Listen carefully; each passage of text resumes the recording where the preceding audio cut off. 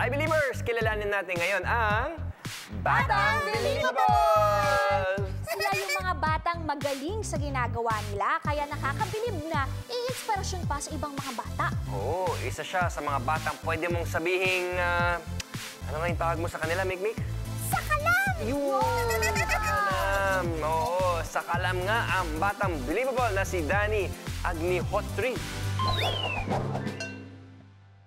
Ayan oh, ang lakas-lakas niya.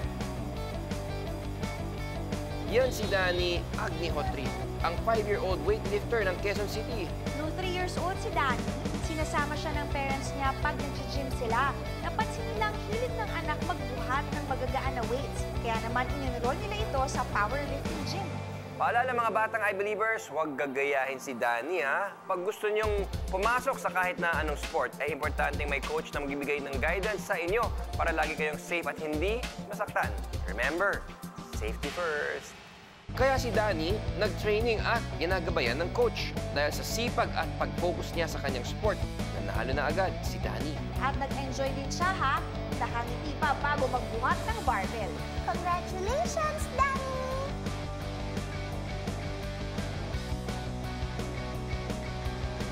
Idol ni Danny si Olympic weightlifting gold medalist Heidelin Diaz at pangarap niya to represent our country one day sa Olympics. Congrats, Danny! Isa kang Batang